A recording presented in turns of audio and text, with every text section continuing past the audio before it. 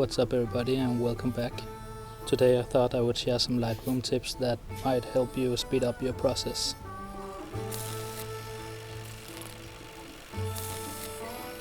So before you start watching this video, I messed up the audio and I tried to fix it and just can't make it work.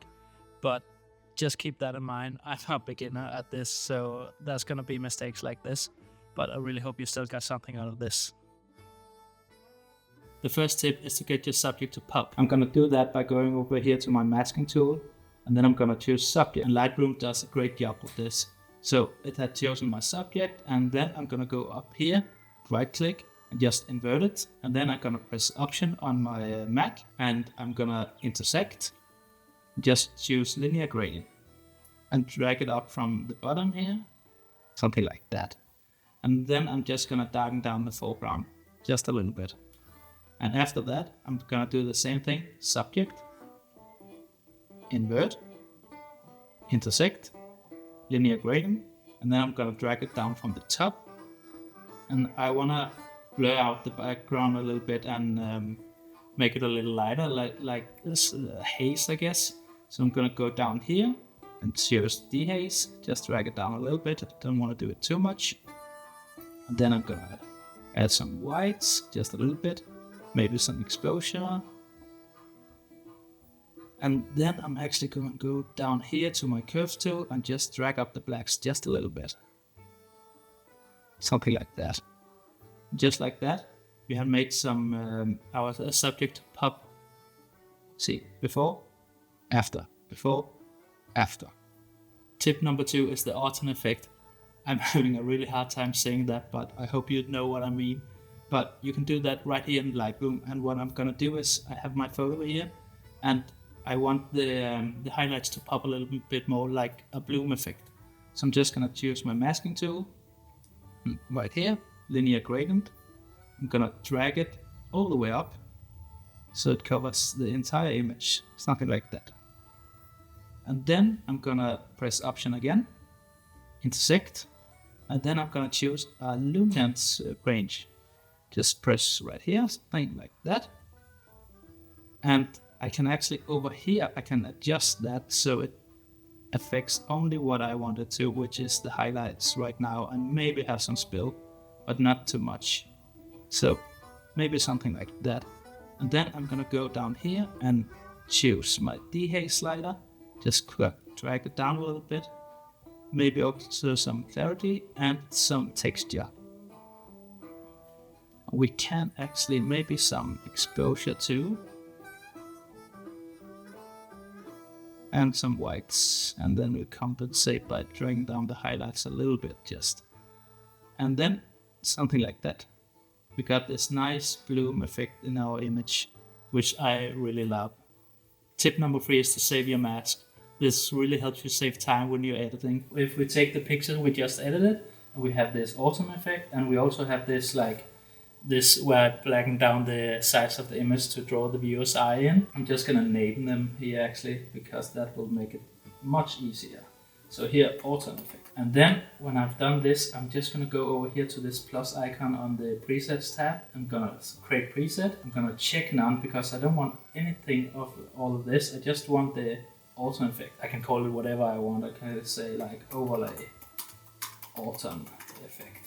Great. So I'm gonna remove this just for the example of the video here, and I'm gonna go down in my presets and I'm gonna find the overlay right here, autumn effect. Just gonna press that on there.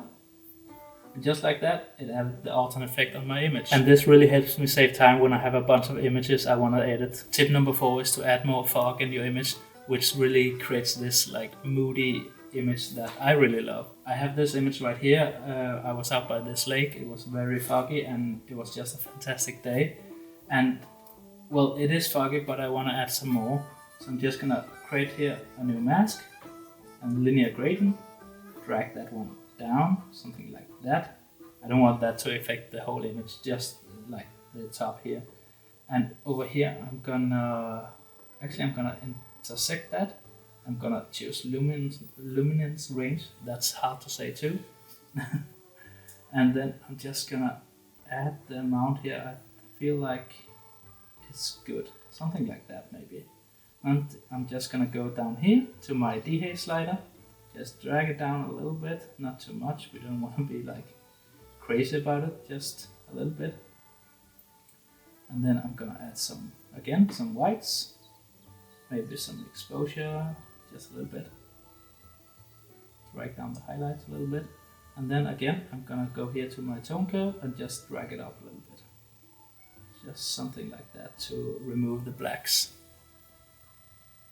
And actually, maybe we want to add some clarity and texture too, or remove some. Something like that. Yeah, I'm happy with that. And now we got this nice movie image, just perfect.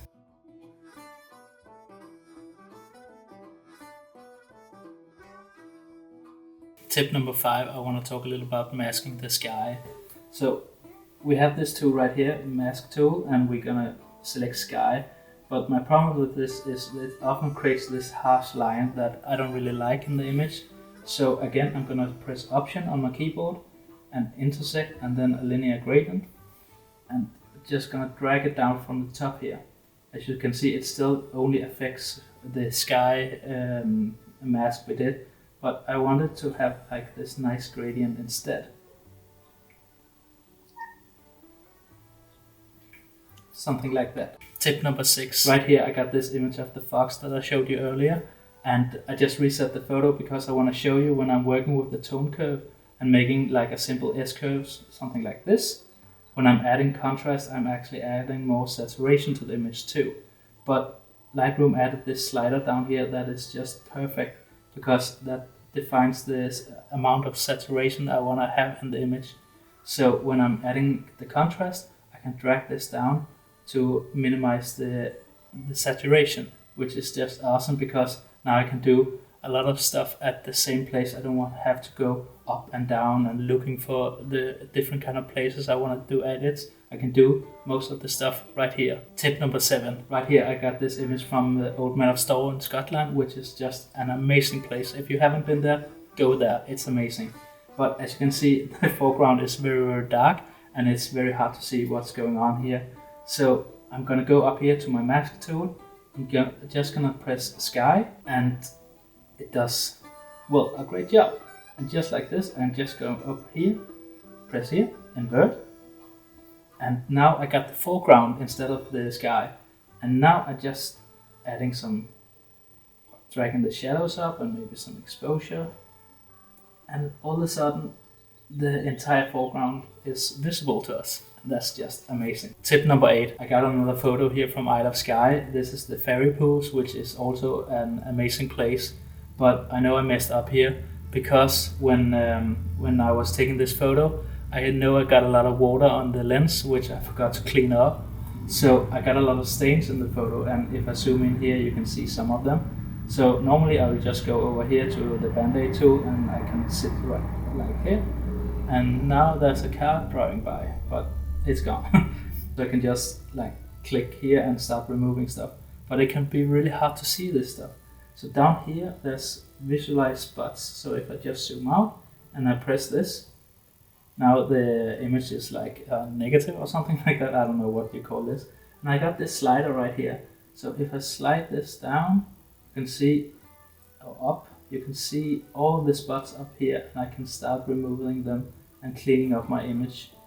And well, as you can see, there's a lot of them, and you should just remember to clean your lens. But if you have forgotten it like me, this is the way to do it. Okay, final tip. I got this image here, and it's not a great image. It's from when we were at Edinburgh, and I was just snapping away when we were walking around exploring the city.